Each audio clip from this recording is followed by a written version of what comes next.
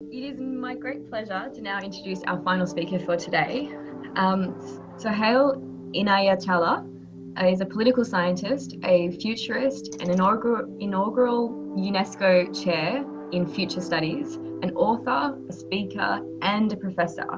So when working on his introduction, it was difficult to fit in such an extensive range of knowledge and experience because Sohail has also authored and co-edited 25 books, as well as publishing over 350 scientific journal articles and book chapters. He's also a professor at the Tamkang University in Taiwan and associate at the Melbourne Business School in the University of Melbourne. So today, Sohail is going to be speaking about whether or not we are having closed doors or an open portal to a new dimension. And I'm going to hand it over to Sohail now. Thanks everyone, and for Australian friends, and especially to my Hawaii family, and also to Jeremy in Portland. So I think we have at least 3 continents there. I think Hawaii is part of the oceanic continent. So thanks for being here. I'm assuming everyone can hear me good and you can see the image? Yes? Yes. Okay, yes. Fantastic. Okay, great. So I'm just trying to frame this COVID-19 in futures in 3 different ways. And I'll talk about the Tama, Raja, and Sattva. So see, Tama Guna is kind of a closed door.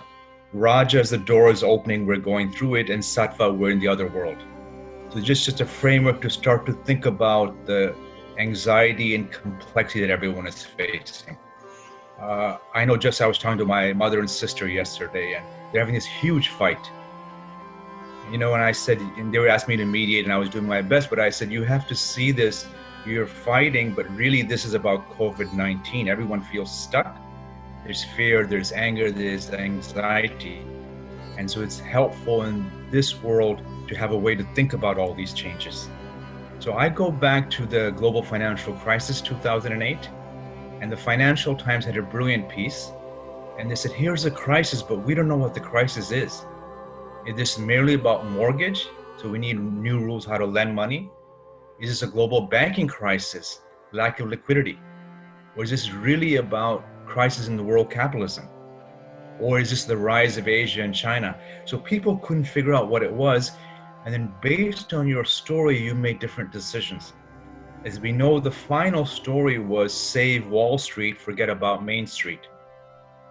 That Main Street inability to deal with inequity has now led to the crisis in 2020, which is we're in like phase 1 of a 7 to 10 year crisis most likely, but let's see. So in this approach, Tama is fear and ego. Everyone's out to get me. Raja, here's some things we can do. Sattva is the 2 earlier fantastic talks by Dada and Didi. Let's get clear about a vision, get clear about who we are inside us, and get clear about the world we want, and let's do that with as many people as we can. That's the transformation. But we need to start with the tough stuff. It'd be foolish to just go straight to this beautiful vision we have. There's tough stuff everywhere. So in my work, I look at hundreds to thousands of research pieces, and I try to categorize what's going on. And every day I give a speech, I would say. I was hoping this would be my year of rest, but in fact, the opposite has happened. And today I have 2 speeches. So for my thing, I'm trying to figure out what's going on. I was supposed to spend more time playing basketball and meditating more than twice a day, but we can discuss that later.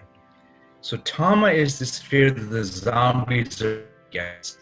There's a zombie apocalypse. And this is from the movies, but it's also this brilliant CDC website in the US saying zombies are those people who we fear. And so this is kind of phase 1, what's called conspirituality. Con as the big con game. So you see New Age people suddenly having very much emotionally linked to the Confederacy, very much linked to white superiority, very much linked to Hindu superiority. We've seen the New Age group basically move on and blame other racial groups. And we shouldn't be surprised, because 1 in 4 people in the US and in Europe believe that the sun goes around the world. The sun goes around the earth. So there's lack of science and fear, and leaders use fear and lack of science to blame the vulnerable. So we see, if you see that image, Trump, Pence, make Earth flat again. And it's very much a power move. So this is the blame someone else. So when it's difficult, who do we blame? We choose anyone else except taking responsibility. And those of you who work in public health, you know very clearly the countries doing the best were decisive. They acted early. They're disciplined. They're very clear. If we do this, here's the gains. The countries doing the worst, US, Brazil, Sweden, have really, this is not our problem, in effect. I don't take responsibility. So that's Tamasic, blaming others. And you can feel the energy on Facebook when people speak like that. When I think about it, I feel my energy getting bad too. So this leads to great despair. If this guna continues in the world, we have 7 years of this, if not more. It's fractured, the US fracturing, other countries fracturing. That's not a great world to live in. Now, Raja is like, okay, there's difficulty, what can I do? So the Raja space moves to solutions. So when I run 4-set workshops, I always, let's start out with the difficulty, the pain, let's now go to solutions. So we're seeing one of the best things, what's called the hammer and the dance. You hammer it by closing down, proper testing, stay with equity, and then you do this dance back and forth, opening up restrictions, closing restrictions. It's a brilliant metaphor and it's working. And that's the thing, let's suppress until we find real deeper solutions. And these deeper solutions we know are coming from global science, sharing information, coordination projects. Now I know some people in the conspiritual movement find this difficult. My mother again yesterday, and I said, Mom, tell me the last 160 years, in your memory and your grandmother's memory. And she said, oh, my great-grandmother died from the plague. My grandmother's 5 sisters and brothers died from smallpox. Her sister died from typhoid. My sister died because we didn't have antibiotics. So there's this clear reason they had healthy food, they had organic food, they had sunlight, they had everything for a good immune system, but there's different things is in terms of Raja saying we work together as a scientific global community and find the cures. But Raja is also saying, let's not be stupid. This is not changing. What are the deeper causes? It's not just illness, it's wet markets. It's the industrial global meat production. It's how we design cities. We need to have early warning systems and change the factors leading to this. So you can't just say, we solve the problem today. We're seeing what are the deeper factors. And this is pointing to the next great shift that we're all seeing, a shift in how we produce food. Raja is also saying, well, why are we entering this financial crisis? Why don't we have universal basic income? Why don't we have protection for the most vulnerable? I just finished an article on Islam and COVID-19, and many people interviewed in the streets say, well, look, either I die from starvation or I die from COVID. What does it matter for me? Why does someone in 2020 have to make that decision? So we know we've had incredible economic growth in the last 20 years, stunning, moving hundreds and millions out of poverty. But we also know inequity is at its greatest level, at least for 100 years. And we know when there's incredible inequity, the money is not rolling, the system is not working well. So Raja is saying, what are some deeper changes we can make? So I've been running workshops, as I said, I would say every day. And it's great watching people come up with new ideas. So it said, well, with the school I'm working with, we have to become flexible. We can't go to the way schooling was last year. We need face-to-face, we need virtual, we need to have a different way we design school. My colleagues I'm working with said we should have meetings, but they should only be 1 day a week. Everyone hates meetings. We have 4 days of optimized working, 1 day where you meet. The amazing, to me, the best leader in the world, Prime Minister Jacinda from New Zealand, she says, well, what about 4 days, a 4-day working week? And of course, back to universal basic income. Of course, we want people to have economic strength, so they don't need to have that money, but you need a safety net, and UBI is one way to talk about it. There's better ways, Proud has better ways, but it's still pretty good. So this, suddenly you see the head of Twitter saying, wait a second, you don't need to come back to work in terms of an office environment. Let's rethink the office. Offices, how do we rethink this? So this is Raja saying, what are the solutions? You may disagree with some of these, but it's moving to solution space. So Charmaine Seville, she's an artist, and I work with her closely. She's my partner is Ivana Moj's colleague. So they said, let's get flexible. How do we create a flexible workforce? Flexible students, flexible teaching, flexible learning. How do we start to shape this world from the rigid factory we've had for 200 years? That hasn't worked. So then you start talking about platform cooperatives. So one project we ran, someone said, well, let's match suppliers, buyers. Students said, I want to match teachers around the planet with my education needs. So you move from co-ops to a platform co-op. Platform means like Facebook, like Zoom, like LinkedIn. So you create a platform and then you create cooperatives from there. So it's actually global transformation of the world economy from corporatization to platforms. So I like to see that in the pharmaceutical industry. And Sarkar talks about it. You want to have microbiota or spiritual energy around intervention in health, but you want these to be run through actually co-ops. So as you go further, the biggest raja is, well, this actually needs to change in governance. So many people I talk to, well, this is a nice pause before we go back. So the best thing about these restrictions have been you can breathe again.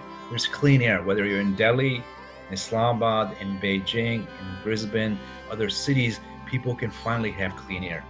So there's a sense there's some gains here. Things slow down. So the Raja is saying, okay, here's things we need to do. We need a cleaner planet, and we know it's doable. My daughter, I was talking, she said, everyone said it was impossible to have clean air. We got clean air in 3 weeks. So why can't we solve climate change? It's possible, and we know it. So this is developing anticipatory systems. What's coming down the road? How do we make use of it before we get a crisis? I've been working in the pandemic space for at least 20 years now. I remember my first project 18 years ago. They said you can talk about anything you want, but you can't challenge the industrial. And so then 7 years ago, that's all we talked about. The new meat cellular agriculture was called food as software. Software is food. And so again, people started to figure out, okay, climate change, given climate change, what are some better solutions? So we rethink the food system. So this is that we actually can make the change. So in this phase, equity and truth-telling become crucial. Raja energy is you tell the truth, even if it hurts. You have to say it. So this is one of my best images in terms of Black Lives Matter. You have to say, here's what's not working in the world. We know the climate is not working. We know inequity is not working. We know a structure of the world system where money gets concentrated in the hands of few is not working. We know all those things. So this is truth-telling starts this process of transformation. So this eventually leads to Sattva. So Sattva is operating, again, as Didi so beautifully said, you're operating not from anger or even from action, you're operating from that moment where you're in deep peace, deep equanimity of mind, and you really know what you want to do. So love and intuition become a way of knowing. But you need the Raja energy that tells you what to do, but Sattva frames it. So it's that quietness, that intention, and then we act.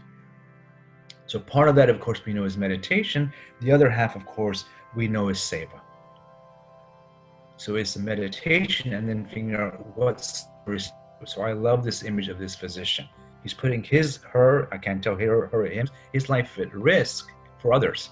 And how does he control her? How does she control her day? She goes into a deep rest. So this becomes foundational for all of us. I would say almost every organization I work with, we always start with that. I know that many have been working with law enforcement now for 15 years. And really that's the one thing I tell every law enforcement sector I work with. You're in a tough position. You have to come from the Sattva energy. You have to be protective, protect the weak, protect the vulnerable, but you have to come from that meditative space. Otherwise, you're going to become who you hate. And of course, we know with police brutality everywhere, it's going on in many countries, especially in one. So this moves to a culture of well-being. So we're no longer just measuring GDP, we're measuring well-being, we're measuring purpose, we're measuring prosperity, we're measuring people, inclusion, and we're measuring the planet. So this is the possibility, the portal to a different type of transformation. So well-being becomes the goal of every city, every community, and the planet. So that means there's an inner well-being and outer well-being. So this is the portal to the awakening. And there's the brilliant poet, writer, social activist, Roy. And she says, you can choose the narrative you wish to see this world in. You can see it as, of course, Tamas. The demons in human form of Sarkar are coming out, leading to conspiracy, leading to a chance to blame other ethnic groups. or you can see it portal to awakening. If it's an awakening, what do we do in this awakening process? Phase 1 is obvious. This is the inner world. Phase 2 is the outer world.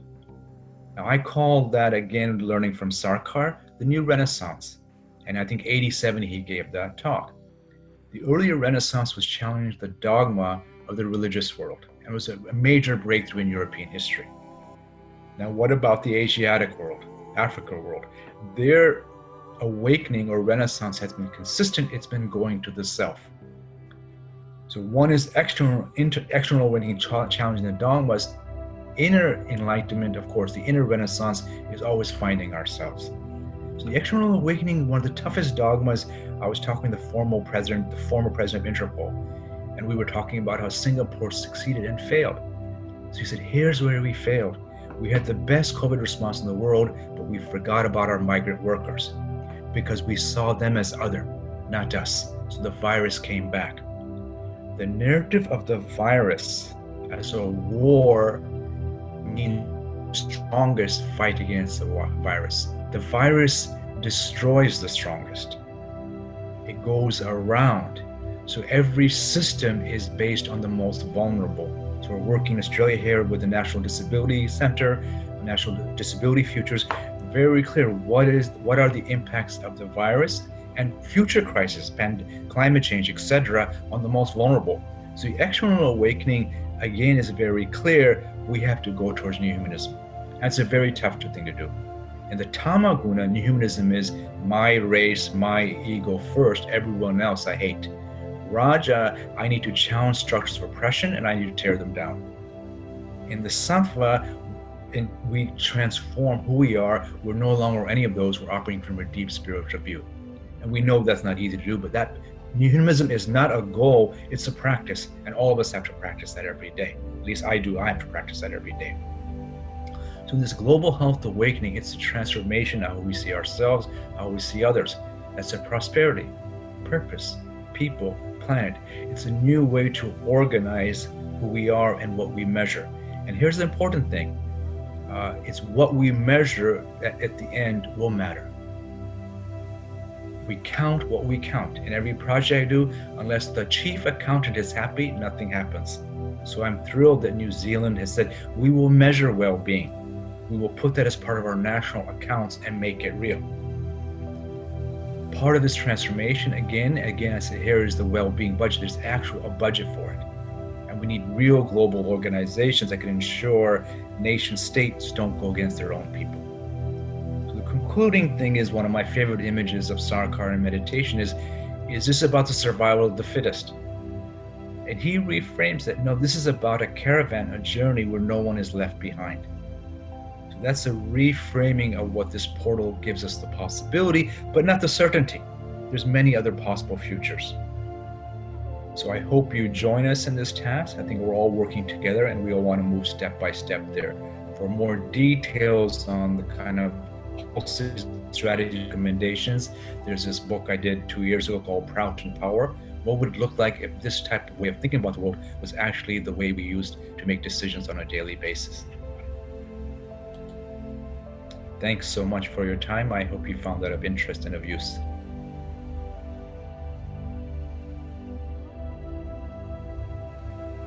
Yoga ecology is a global movement based on the theory and practice of yoga, that all life emerges from a singular universal consciousness. Let's create a social system based on that idea. You can connect with us via our website, www.yogaecology.org, on Facebook or Facebook Messenger by searching Yoga Ecology Festival, or you can email us at info@yogaecology.org. Join us in creating a better world for all living beings.